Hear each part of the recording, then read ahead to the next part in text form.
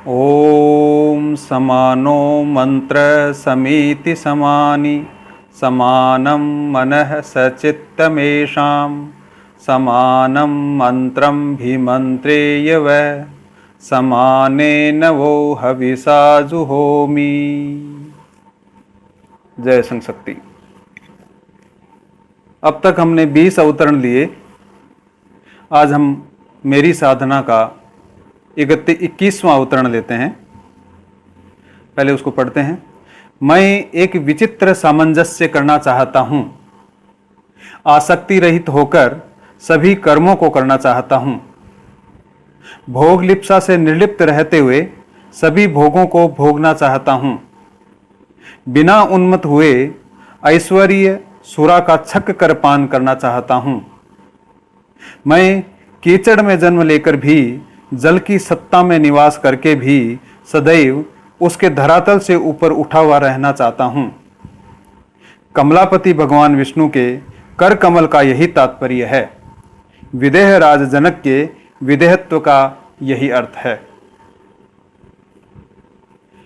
पिछले जो 2 अवतरण हैं उसमें हमने देखा कि साधक अपने भीतर जो ईश्वरीय गुण हैं उन ईश्वरीय गुणों को धारण कर समाज की जो दशा और दिशा है उसको बदलना चाहता है।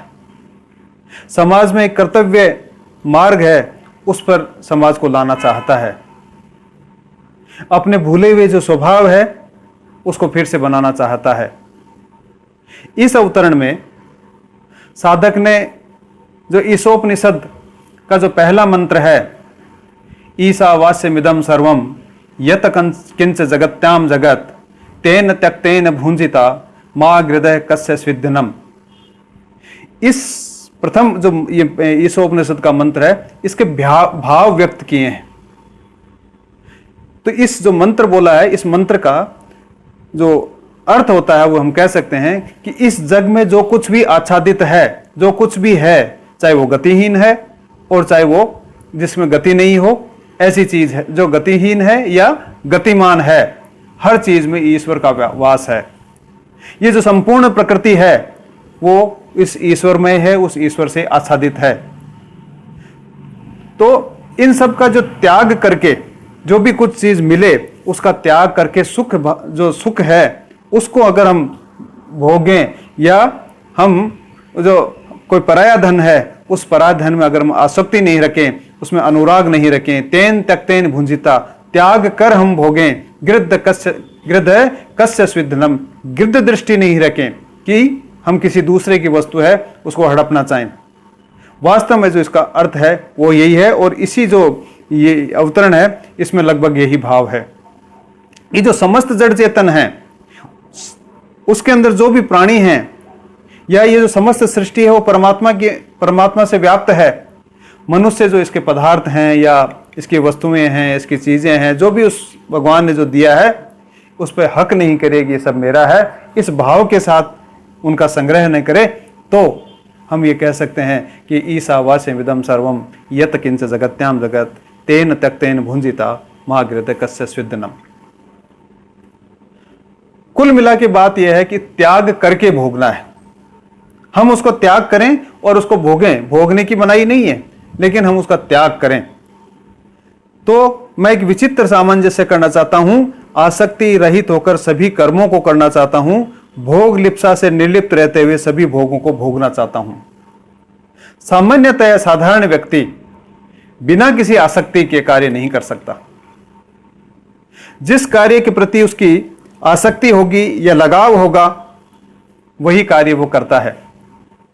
लेकिन यहां जो साधक है वो आसक्ति रहित होकर काम करना चाहता है, उससे अनुराग नहीं रखना चाहता है। साधक जो भी करना चाहता है उसमें वह कर्तव्य जो उसका कर्म है उसको देखता है हर काम में कि मैं कर्तव्य है इसलिए मैं उस काम को कर रहा हूं। आज सारा संसार भोग के आकंठ में डूबा हुआ है, मनुष्य पागल हुआ फिरता रहता है। ऐसी स्थिति में साधक का जो संकल्प है वह है कि किसी भी प्रकार के भोग हैं उनसे मुझे भागना नहीं है, वो भागना नहीं चाहता, बल्कि उन भोगों को मैं भोगना चाहता हूं। कि भोग लिप्सा से निर्लिप्त रहते हुए सभी भोगों को भोगना चाहता हूं। लेकिन इसमें शर्त क्या लगा दी? शर्त यह लगा दी कि उनको निर्लिप्त होकर भोगना चाहता हूं। तो यहां जो उपरोक्त जो श्लोक आया था तेन त्यक्तेन भुंजिता का भाव यही आता है कि मैं उनको निर्लिप्त रहकर भोगना चाहता हूं, त्याग कर भोगना चाहता हूं। उनको त्याग कर दिया और उसके बाद में जो मेरे लिए है वो मैं लेना चाहता हूं। क्यों? क्योंकि हमारे जो शास्त्रों के अनुसार जो भोग है वो निषेध नहीं किया गया, बल्कि उससे निर्लिप्त रहने की बात हमारे शास्त्रों में की गई है।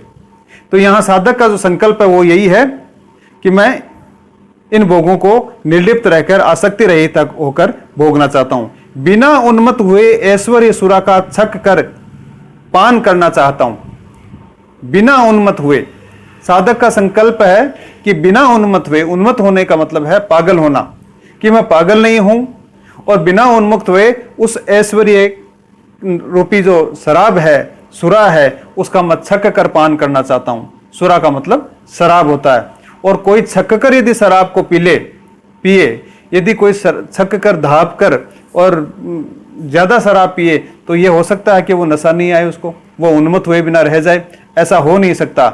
लेकिन किसी भी मादक पदार्थ को यदि हम लेंगे तो नशा तो आएगा ही। और यहां भी वो छक कर पीने की जब बात कर रहा है, इसका मतलब यही है कि जो ऐश्वर्य का नशा है, जो वैभव है, जो पद है, जो प्रतिष्ठा है, पैसा है, उसका जितना नशा होता है उतना कोई दूसरा नशा नहीं हो सकता, उतना नशा उन मादक पदार्थों का भी नहीं हो सकता है।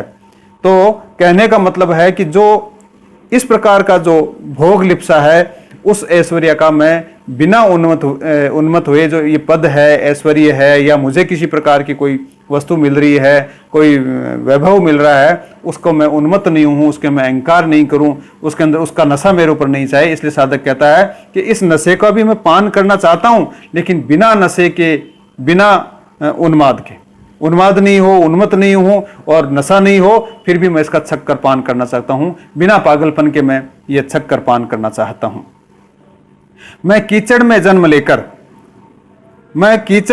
लेकर भी, जल की सत्ता में निवास करके भी सदैव उसके धरातल से ऊपर उठा हुआ रहना चाहता हूं। साधक कह रहा है कि मैं कीचड़ में जन्म लेकर, कि जिस प्रकार से कमल है वो कीचड़ में जन्म लेकर जल के ऊपर निवास करता है, उस कीचड़ से हमेशा ऊपर उठा हुआ रहता है, उसी प्रकार इस संसार रूपी जो कीचड़ है, उस संसार रूपी कीचड़ के धरातल से मैं हमेशा अपने को ऊपर उठाया रहना चाहता हूं, ऊपर उठा हुआ रहना चाहता हूं। क्यों? क्योंकि जिस कर्तव्य कर्म को निष्ठापूर्वक करना है, उसे भोग लालसा में फंसे बिना ही कर्म करना होगा। तो ये सारी जो संपन्नता है, जो समृद्धि है, वो खराब चीज नहीं है। संपन्न भी होना है, समृद्धि भी लानी है, बस उसको जो नशा है, उस नशे से हमको दूर रहना है। उसके नशे में जो भोगना है वो गलत काम है। तो कमलापति भगवान विष्णु के कर कमल का यही तात्पर्य है, विदेहराज जनक के विदेहत्व का यही अर्थ है। साधक यहाँ पर, जैसे पिछले 3 जो अवतरण आए थे, उनमें हमने शंख की बात की थी, उसमें हमने चक्र की बात की थी, उसमें हमने गदा की बात की थी। ये सारे के सारे प्रतीकात्मक हैं भगवान के। और ये जो चौथा हाथ में जो चीज है भगवान के, वो है कमल। और ये भी अपने आप में एक प्रतीकात्मक का रूप है कि जो कीचड़ में रहकर भी जल के ऊपर रहता है, जो जिसके अंदर जो आसक्ति नहीं होती, आसक्ति से रहित होता है। तो कमलापति भगवान विष्णु के कर कमल का यही तात्पर्य है, विदेहराज जनक के विदेहत्व का भी यही अर्थ है। हमने बात की पिछले अवतरणों में कि जो विष्णु के जो प्रतीक थे, 4 हाथ में जो 4 वस्तुएं हैं, उसमें हमने शंख की बात की, चक्र की बात की, गदा की बात की, और यहाँ पे उस कमल की बात आई। और तीनों ही हमने बात उनकी विस्तार में विवेचना की। और यहाँ कमल की भी आई कि जो कीचड़ में रहकर जो जल के सतह पर रहता है, इसी प्रकार संसार रूपी जो कीचड़ है उसमें हम रहकर और उस कीचड़ से हम बाहर रहें, ये बात कही गई है। तो कमलापति भगवान विष्णु कर कमल का यही तात्पर्य है। तो उनके जो चौथे हाथ की जो वस्तु कमल है, उससे वो सीख ले रहा है। और कमल का यही प्रतीकात्मक दिखाता है कि वह अपने संसार में अगर उसको किसी प्रकार की भोग वस्तु मिलती है तो उसके वो मद में पागल नहीं हो। इसी प्रकार विदेहराज जनक की विदेहत्व का भी यही अर्थ है कि अपने पूर्वज जो राजा जनक, जिनको विदेहराज भी कहा जाता है, उनका भी यही तात्पर्य है कि किस प्रकार से उनके पास समृद्धि थी, किस प्रकार से उनके पास संपन्नता थी, किस प्रकार का उनके पास राज कार्य था, लेकिन फिर भी वो उसमें आसक्त नहीं हुए। अनेकों राजा जनक के उदाहरण आते हैं, या देने की ज़रूरत नहीं है, हम राजा जनक के उदाहरण से इस बात को समझ सकते हैं। 22 नंबर लेते हैं। जरा समझूं भगवान के मंगलमय विधान को, विष्णु शक्ति का आह्वान करूं, अमृत रूपी तत्वों की वृद्धि, पोषण और रक्षण में योग दूं, उन्हें क्षय से बचाऊं, क्षत्रिय संज्ञा को सार्थक करूं, फिर मैं ही रुद्र बनकर विष रूपी तत्वों का संहार करूं, मेरे प्रचंड आघातों से विप्लव का कलेजा फट जाए, कठोर हुंकारों से प्रलय का हृदय दहल उठे, सर्वनाश का महातांडवी दृश्य उपस्थित हो जाए। यह मेरे धर्म की प्रकृति है, इसे सोचूं, समझूं, अनुभव और धारण करूं। ये 22वां। इस अवतरण में साधक भगवान का जो मंगलमय विधान है उसको समझने का प्रयास कर रहा है। भगवान का जो विधान है वो कभी अमंगल नहीं हो सकता। भगवान का विधान क्या है? गीता में आया है, चातुर्वर्ण्यम मया सृष्टम गुण कर्म विभाग सह।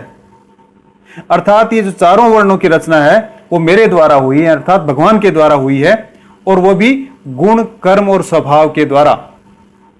तब साधक उसको समझने का प्रयास कर रहा है कि इन जो चारों वर्णों में मुझे भगवान ने क्षत्रिय के घर में जन्म दिया है, तो यह है भगवान का मंगलमय विधान। विष्णु शक्ति का आह्वान करूं, अमृत रूपी तत्वों की वृद्धि, पोषण और रक्षण में योग दूं। जो मंगलमय विधान है भगवान का, तो शास्त्रों में यह बताया गया है कि जो क्षत्रिय है उसकी जो परिभाषा बताई गई है, क्षतात् किल त्रायते इति क्षत्रिय। हम अनेकों जगह अनेक प्रकार की परिभाषाएं बताई गई है, उनमें से एक इस प्रकार की बताई गई, यानी जो क्षय से बचाता हो वो ही क्षत्रिय है। समाज में जो अमृत तत्व बनकर रहने वाले हैं उनकी रक्षा का दायित्व, और जो विष का काम करते हैं, विष का है उसका विनाश करना, यह वास्तव में क्षत्रिय है। गीता में भी आता है, परित्राणाय साधूनाम विनाशाय च दुष्कृताम, और यही भगवान विष्णु का कार्य है। तो जो विष्णु शक्ति है उसके गुण हैं पोषण करना और रक्षण करना। इसलिए हम कह सकते हैं कि जो क्षत्रिय है वो विष्णु शक्ति का स्वरूप मान सकते हैं हम क्षत्रिय को। इसलिए साधक की चाह है कि मैं भी उस क्षत्रिय संज्ञा जो है, उस क्षत्रिय संज्ञा को सार्थक करूं, उन्हें क्षय से बचाऊं और क्षत्रिय संज्ञा को सार्थक करूं, फिर मैं ही रुद्र बनकर विष रूपी तत्वों का संहार करूं। तो जो अमृत तत्व बनकर रहने वाले हैं उनको बढ़ाना है, उनका रक्षण करना है, उनका पोषण करना है, और जो विष तत्व है उनका नाश ही करना है। यही क्षत्रिय का है। तो तभी मैं कुछ क्षत्रिय कुल में अगर जन्म लिया है, क्षत्रिय कुल मुझे जन्म मिला है, तो वो फिर सार्थक होगा। पूज्य तन सिंह जी ने भी इस प्रकार की एक प्रार्थना में एक पंक्ति आई है, उसको जो शुरुआत है वही है कि क्षत्रिय कुल में प्रभु जन्म दिया तो क्षत्रिय के हित में जीवन बिताऊं। और हित में जीवन बिताना यही है क्षत्रिय संज्ञा को सार्थक करना। हमारे शास्त्रों में भगवान के 3 स्वरूप बताए गए हैं, भगवान ब्रह्मा, विष्णु और महेश, और ये तीनों ही भगवान के रूप हैं। जब हमने आगे पीछे देखा है कि भगवान जब सृष्टि की रचना करते हैं तब वो ब्रह्मा कहलाते हैं, जब वो पोषण का काम करते हैं, जब वो रक्षण का काम करते हैं तो विष्णु है, और जब सृष्टि में जब बुरी प्रवृत्तियां बढ़ जाती है तब उन बुरी प्रवृत्तियों को या उन बुरी शक्तियों को अगर वो नाश करते हैं तो नाश करने पर वे महेश कहलाते हैं, वो शिव कहलाते हैं, वो रुद्र कहलाते हैं, ये हम जानते हैं। तो क्षत्रिय संज्ञा को सार्थक करूं, फिर मैं ही रुद्र बनकर विष रूपी तत्वों का संहार करूं। तो यहां साधक रुद्र बनकर क्षत्रिय का जो दूसरा कार्य है विष रूपी तत्वों को नाश करने का, उसकी बात कहता है। और संहार इतना तेज हो कि मेरे प्रचंड आघातों से विप्लव का कलेजा फट जाए। मेरा जो संहार है वो इतना तेज हो कि जो विप्लव है उसका भी कलेजा फट जाए, यानी भयंकर विनाशकारी जो तूफान है वो भी मेरे इस आघात के सामने फीके पड़ जाएं। प्रलय का भी हृदय दहल उठे, सर्वनाश का महातांडवी दृश्य उपस्थित हो जाए, कि जहां देखे वहीं महातांडवी दृश्य उपस्थित हो जाए। हम हमारे इतिहास के पन्नों को उल्टेंगे तो हमको पता चलेगा कि ऐसे अनगिनत वीर हुए हैं। तो सर्वनाश का महातांडवी दृश्य उपस्थित हो जाए, ये मेरे धर्म की प्रकृति है। इसे सोचूं, समझूं, अनुभव और धारण करूं। ये इसमें जो साधक है वो ये कहना चाह रहा है कि जो इस प्रकार का बात है कि मैं उस क्षत्रिय के घर में मुझे जन्म मिला है, तो उस क्षत्रियता को मैं सार्थक करने का जो काम है वो तभी हो सकता है जब मैं क्षत्रिय के जो नियम है, क्षात्र धर्म के जो नियम है, उन क्षात्र धर्म के नियमों का पालन करूं। मैंने जिस कुल में जन्म लिया है उसके कर्तव्य का पालन करूं, और जब कर्तव्य का पालन करूंगा तो इस प्रकार का जो दृश्य है वो उपस्थित हो जाए। और ये क्यों होगा?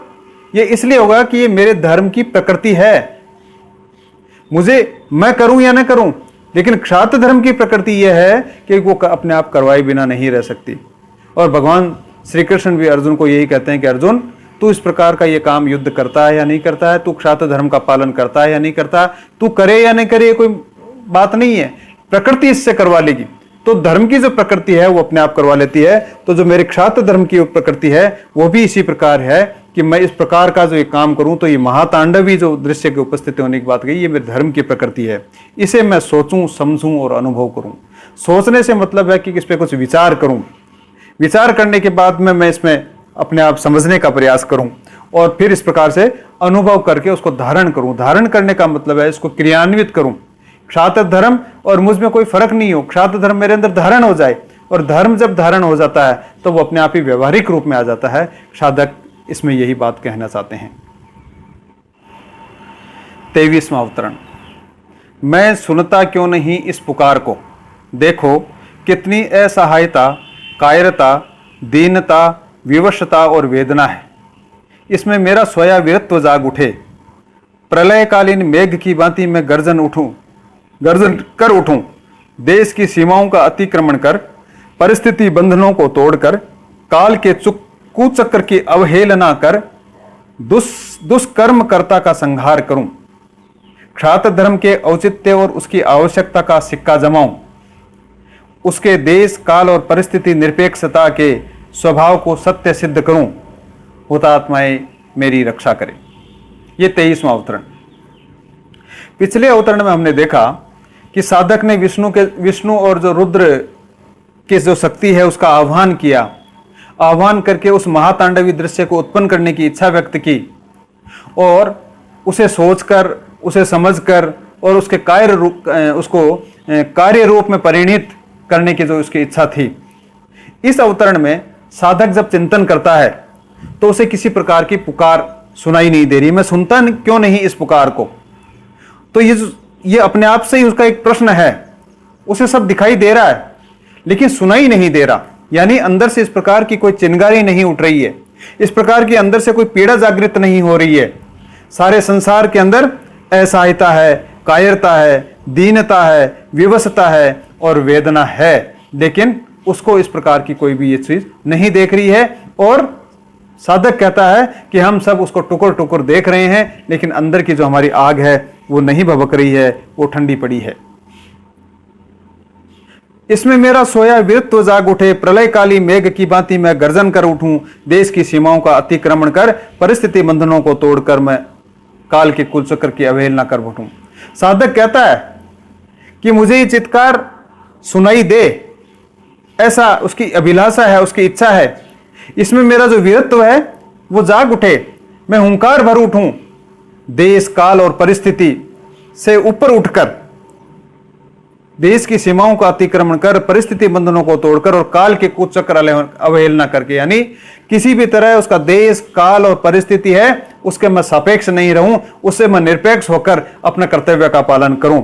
चाहे वह आवाज कहीं से भी आ रही हो, वो किसी की भी आवाज आ रही हो, वो किसी भी समय की आवाज हो, ऐसी कैसी भी परिस्थिति में इस प्रकार की आवाज आ रही हो, उसको मैं सुनूं, क्योंकि जो मेरा क्षात्र धर्म है वो मेरा क्षात्र धर्म देश, काल और परिस्थिति से के निरपेक्ष है। इसलिए वो चाहे कलयुग की बात हो, चाहे वो सतयुग की बात हो, चाहे वो द्वापर युग की बात हो, क्षात्र धर्म कभी किसी के सापेक्ष नहीं रहा है कि भाई पहले तो क्षात्र धर्म की आवश्यकता होती थी और आज क्षात्र धर्म की आवश्यकता नहीं है।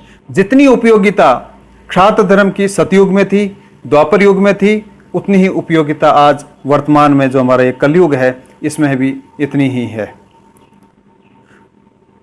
और इस आवश्यकता को मैं पहचानूं, और वो अपने इतिहास पे जब नजर डालता है तो उसको नजर आते हैं कि जो मेरे पूर्वज हैं उन्होंने किस किस प्रकार के बलिदान किए हैं, उन्होंने उस क्षात्र धर्म की जो उपयोगिता है उसको किस प्रकार से उन्होंने स्वीकार किया है, उनको किस प्रकार से दिनों की उन दुखियों की वो चित्कार सुनाई देती थी। वो कहता है मेरे पूर्वज जो पाबूजी राठौड़ का हमने नाम सुना है, क्या उन्होंने कभी किसी चीज का अवसर देखा था कि अभी विवाह का समय है, कर्तव्य का पुकार आ रही है, लेकिन मुझे अभी करने की जरूरत नहीं है। जब कर्तव्य की पुकार आई तो उनके पास में इतना भी समय नहीं था कि अपने गठजोड़ों की गांठ खोलकर और आराम से वहां चले जाए।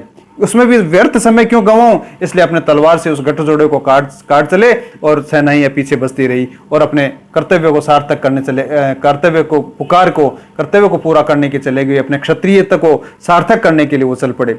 सुजान सिंह जी छापोली विवाह करके लौट रहे हैं, और लेकिन फिर भी उन्होंने ये नहीं देखा कि विवाह का मंगल अवसर है, घर पहुंच जाएं, कंकण डोरे हैं वो खुल जाएं और उसके बाद में आके इस मोहन जी के मंदिर को हम बचा लेते हैं। नहीं, जब कर्तव्य की पुकार आती है तो उसको किसी भी प्रकार की जो परिस्थिति है वो नहीं रोक पाती है। राजा सीवी हैं, राजा दिलीप है। राजा सीवी ने जब कबूतर के लिए बचाने के लिए जब मांस काट कर बाज के सामने पेश कर रहे थे, तब क्या उन्होंने देखा था कि मेरी शरीर की पीड़ा किस प्रकार की है? उनको केवल एक ही चीज दिखती थी कि मेरा क्षत्रित्व क्या कहता है, मेरा क्षात्र धर्म क्या कहता है, मेरे क्षात्र धर्म की जो परिभाषा है मैं उसको सार्थक किस प्रकार से कर सकता हूं। दुर्गादास जी ने अपने स्वधर्म के पालन के लिए कभी पीछे मुड़कर नहीं देखा। उन्होंने क्या अपने परिवार की चिंता की थी? क्या उन्होंने अपने सुख सुविधाओं की चिंता की थी? कभी नहीं की थी उन्होंने। रानी हाड़ी का नाम हमने सुना है।